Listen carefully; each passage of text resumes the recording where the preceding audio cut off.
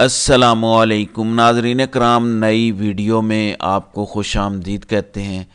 بظاہر پی ٹی آئی کی تمام امیدوں پر پانی پھر چکا ہے۔ پشاور ہائی کورٹ، جہاں سے سنی اتحاد کونسل یا پی ٹی آئی کہہ لیں، ان کو ریلیف ملا کرتا تھا، اب لگتا ہے کہ پشاور ہائی کورٹ کو بھی فتح کر لیا گیا ہے۔ آج بہت بڑا فیصلہ سنایا گیا ہے پشاور ہائی کورٹ کی جانب سے کہ سنی اتحاد کونسل کو مخصوص نشستیں نہیں مل سکتی۔ 5 رکنی لارجر بینچ نے اس کی سماعت کی۔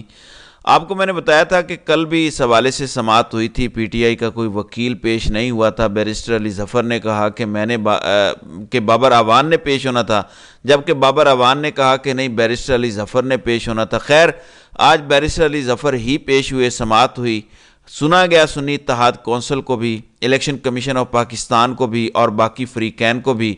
اس کے بعد فیصلہ محفوظ ہوا اور اس کے بعد فیصلہ سنایا گیا اور کہا گیا کہ متفقہ طور پر، یعنی کہ 5 کے 5 ججز نے پی ٹی آئی کی درخواست مسترد کی کہ سنی اتحاد کونسل کو مخصوص نشستیں دی جائیں یا خواتین اور اقلیتوں والی سیٹیں دی جائیں۔ اس حوالے سے الیکشن کمیشن کا فیصلہ تھا کہ باقی جماعتوں میں وہ سیٹیں بانٹ دی جائیں۔ اس پر شروع میں حکم امتناع آیا تھا پشاور ہائی کورٹ کے 2 رکنی بینچ کی جانب سے، پھر اس کے بعد یہ 5 رکنی بینچ بنا جس کے سامنے ایڈیشنل اٹارنی جنرل پیش ہوئے اور انہوں نے کہا کہ ہمیں تیاری کے لیے وقت دیا جائے۔ پھر سماعت 13 مارچ تک ملتوی ہو گئی۔ کل جب سماعت ہوئی تو پی ٹی آئی کا کوئی وکیل پیش نہیں ہوا اور آج اس کا فیصلہ سنایا گیا۔ اس کا مطلب کیا ہے؟ مطلب صاف ہے، پشاور ہائی کورٹ کے فیصلے کے مطابق کے پی کے اسمبلی میں بھی مخصوص نشستیں نہیں ملیں گی، قومی اسمبلی میں بھی پی ٹی آئی کو نہیں ملیں گی، یعنی پی ٹی آئی کی 93 کے قریب سیٹیں ہیں قومی اسمبلی میں، وہی رہیں گی۔ کوئی اقلیتوں کی یا خواتین کی سیٹیں نہیں ملیں گی، یعنی پنجاب اور دیگر صوبوں میں بھی یہی صورتحال ہے۔ اب اس کا امپیکٹ کیا ہوگا؟ امپیکٹ یہ ہے کہ آگے سینٹ الیکشن آ رہا ہے جس کا شیڈیول جاری ہو چکا ہے۔ اب یہ 77 مجموعی سیٹیں بنتی ہیں، 77 ووٹ بنتے ہیں مجموعی طور پر یہ 5 اسمبلیوں کے اندر، جو کہ پی ٹی آئی کو نہیں ملیں گے۔ تو مطلب واضح ہے کہ پی ٹی آئی کا سینٹ کے اندر سائز بہت چھوٹا رہ جائے گا۔ پھر پی ٹی آئی کی اپنی سیٹیں ان چور چکوں کو جو پہلے ہی الیکشن مینڈیٹ پر ڈاکہ ڈال کے آئے ہیں ان کو مل جائیں گی، یعنی ان کی تو چاندی ہو گئی نا، بلکہ ان کو مل چکی ہیں۔ اب کیا یہ فیصلہ میرٹ پر آیا ہے یا یہ میرٹ پر نہیں آیا؟ اگر بیرسٹر علی ظفر کے دلائل سنیں تو ان کے مطابق تو ایسا ماضی میں پریسیڈنٹ موجود ہے کہ الیکشن کمیشن اگر سنی اتحاد کونسل کو یہ سیٹیں دینا چاہتا تو دے سکتا تھا، کیونکہ ماضی میں ایسا ہو چکا ہے۔ باپ پارٹی نے کوئی لسٹ جمع نہیں کروائی تھی، آزاد امیدوار ہی جیتے تھے فاٹا سے اور باپ پارٹی میں گئے تھے، ان کو مخصوص نشستیں ملی تھیں۔ پھر پی ٹی آئی نے 2018 میں مخصوص نشستوں کی لسٹ دیر سے جمع کروائی تھی اور لاہور ہائی کورٹ نے اس پر ریلیف دیا تھا۔ ظاہر ہے اس وقت ہواؤں کا رخ کچھ اور تھا اور پی ٹی آئی کو مخصوص نشستیں مل گئی تھیں، تو واضح ہے کہ الیکشن کمیشن اگر چاہتا تو یہ کر سکتا تھا۔ ناظرین کرام، اب کیا پشاور ہائی کورٹ مینج ہوا ہے؟ کیا پشاور ہائی کورٹ کو فتح کر لیا گیا ہے؟ کیا پشاور ہائی کورٹ سے بھی اب کوئی ریلیف پی ٹی آئی کو نہیں ملا کرے گا؟ دیکھیں، سب سے پہلے اس درخواست کو کہاں پہ چیلنج کیا گیا؟ پشاور ہائی کورٹ میں۔ سب سے پہلے Lahore high court, supreme court یا اسلام آباد ہائی کورٹ کے اندر اسے چیلنج نہیں کیا گیا، پشاور ہائی کورٹ کے اندر چیلنج کیا گیا۔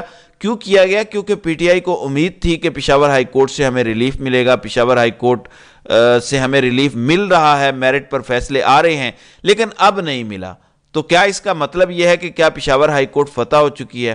اس کو آپ مکمل یقین کے ساتھ نہیں کہہ سکتے کہ واقعی ایسا ہے۔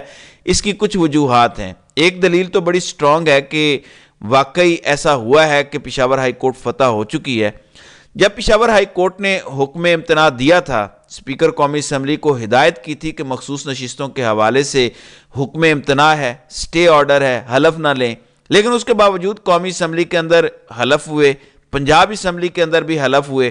اب یہ کھلی توہین تھی، توہین عدالت تھی، لیکن پشاور ہائی کورٹ نے اس معاملے کو نہیں اٹھایا کہ ہمارے حکم امتناع کے باوجود، ہمارے سٹے کے باوجود کیسے قومی اسمبلی کے اندر حلف ہو گیا، ہمارے فیصلے کا انتظار کیوں نہیں کیا گیا؟ یعنی فیصلہ تو ان کے حق میں ہی آیا ہے، فیصلہ تو الیکشن کمیشن کے حق میں آیا ہے، لیکن پھر بھی پشاور ہائی کورٹ کے حکم کو تو جوتی کی نوک پر رکھا گیا۔ اب ایک دوسری دلیل یہ بھی ہے کہتے ہیں کہ پشاور ہائی کورٹ کی جورسڈکشن نہیں بنتی، پشاور ہائی کورٹ محض کے پی کے کی حد تک محدود ہے، اس کا دائرہ کار پنجاب یا وفاق میں نہیں ہے۔ پھر پی ٹی آئی کے اپنے وکلاء پرائیویٹ محفلوں میں یہ تسلیم کرتے ہیں کہ شاید مخصوص نشستیں ہمیں نہ ملیں، لیکن ہم یہ چاہتے ہیں کہ ہمیں نہ ملیں تو یہ سیٹیں خالی رہیں۔ وہ کہتے ہیں یہ تگڑی دلیل ہے کہ سنی اتحاد کونسل پارلیمانی جماعت نہیں ہے، یعنی صاحبزادہ حامد رضا بھی اپنی سیٹ آزاد حیثیت سے جیتے ہوئے ہیں، اپنی جماعت کے نشان پر تو نہیں جیتے، اپنی جماعت کی طرف سے تو وہ الیکشن نہیں لڑے، آزاد حیثیت سے لڑے۔ لہذا جب سربراہ بھی آزاد حیثیت میں لڑ رہا ہے، جس جماعت کے پاس کوئی پارلیمانی سیٹ ہی نہیں ہے، اب جو آزاد حیثیت سے جیتا ہے اس جماعت کی تو پارلیمنٹ میں نمائندگی ہی نہیں ہے، لہذا اب سیٹیں نہیں مل سکتی۔ گو انتخابی نشان ہے سنی اتحاد کے پاس، لیکن وہ پارلیمانی جماعت نہیں ہے۔ ناظرین اکرام، اب یہاں پہ پی ٹی آئی نے خود بھی ایک غلطی کی ہے۔ ایم ڈبلیو ایم مجلس وحدت المسلمین میں پی ٹی آئی شامل ہونے لگی تھی، پھر اچانک کچھ لوگوں نے اعتراض کیا کہ نہیں، یہ تو اہل تشیع کی جماعت ہے، اس کے اندر نہیں شامل ہونا چاہیے، سنی اتحاد میں جانا چاہیے۔ ویسے تو یہ اسٹیبلشمنٹ کا فیصلہ ہے، قاضی صاحب کا یہ کھڑا کیا گیا فساد ہے جو انہوں نے بلے کا نشان چھینا، اور پھر اس کی وجہ سے یہ مخصوص نشستیں بھی چھین لی گئیں۔ ہو سکتا ہے کہ P T I M W M میں شامل ہو جاتی تو بھی انہیں سیٹیں نہ ملتی، لیکن ایک قانونی آرگومنٹ کی جنگ میں وہ تگڑے ہو جاتے۔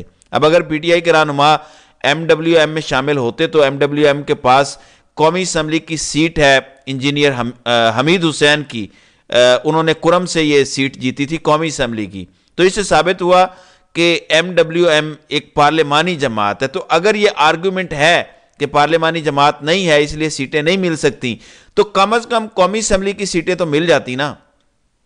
پھر ایم ڈبلیو ایم کا ایک ممبر پنجاب اسمبلی سے بھی جیتا ہوا ہے، تو اس کا مطلب یہ ہے پنجاب سے بھی آپ کو مخصوص نشستیں مل جانی تھی۔ ہاں، پھر یہ ڈیبیٹ ہو سکتی تھی کہ سندھ اور کے پی کے میں ایم ڈبلیو ایم کا کوئی ممبر نہیں ہے، تو کم سے کم آپ کو وفاق اور پنجاب کی حد تک ریلیف مل جانا تھا، لیکن کمزور گراؤنڈ پر پی ٹی آئی کھڑی ہے۔ پھر پشاور ہائی کورٹ کی جس طرح توہین کی گئی، اس کے باوجود انہوں نے بڑی کمزوری دکھائی اور 5-0 سے فیصلہ دیا ہے الیکشن کمیشن کے حق میں۔ ظاہر ہے پی ٹی آئی کا اپنا بھی قصور ہے، لیکن یہ ایک بہت بڑا دھچکا پی ٹی آئی کے لیے ہے، کیونکہ آپ نے 77 سیٹوں پر پانی پھیر دیا۔ اب دیکھتے ہیں سپریم کورٹ اس پر کیا کرتا ہے، یا آگے اس کو کس طرح سے چیلنج کیا جاتا ہے۔ قاضی صاحب وہاں موجود ہوں گے۔ قاضی صاحب کے سامنے جب بلے کے نشان والا کیس تھا تو اس وقت بیرسٹر گوہر نے کہا تھا کہ قاضی صاحب بلا چھیننے کا فیصلہ نہ دیں، ہم سے ہماری مخصوص نشستیں بھی چھین لی جائیں گی۔ تو اس وقت قاضی صاحب نے کہا تھا کہ پھر آپ میرے پاس آ جائیں۔ اب ان کے پاس کیس پہنچ رہا ہے، دیکھتے ہیں کہ کیا ہوتا ہے۔ ایک جانب اس طرح کے فیصلے ہو رہے ہیں، دوسری جانب حسین اور حسن نواز پاکستان آئے، انہیں ضمانتیں ملیں۔ آج ان کے اشتہاری کا سٹیٹس بھی ختم ہو گیا ہے، یعنی آج ان کے جو دائمی وارنٹ گرفتاری تھے وہ منسوخ ہو گئے ہیں اور اشتہاری کا سٹیٹس واپس ہوا ہے۔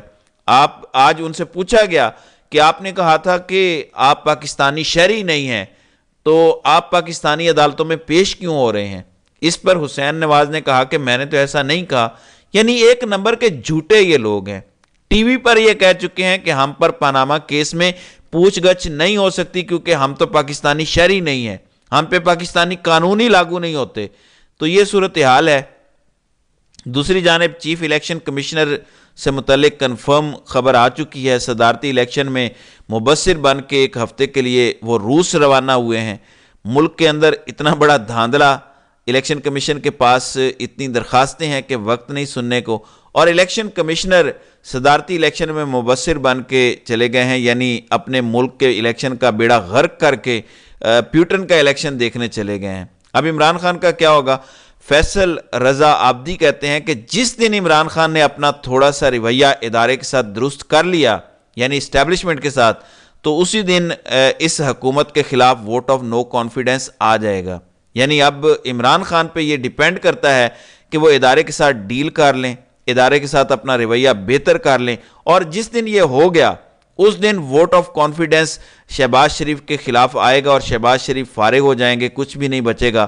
تو یہ سب کچھ عمران خان پر ڈیپینڈ کرتا ہے کہ عمران خان کیا کرتا ہے، کیا وہ جھک جاتا ہے یا وہ اسی طرح سے کھڑا ہو کر اسٹیبلشمنٹ کا مقابلہ کرتا ہے۔ تو ناظرین کرام، آپ کی اس ویڈیو کے حوالے سے کیا رائے ہے؟ آپ اپنی رائے کا اظہار کامنٹ سیکشن میں ضرور کیجیے گا۔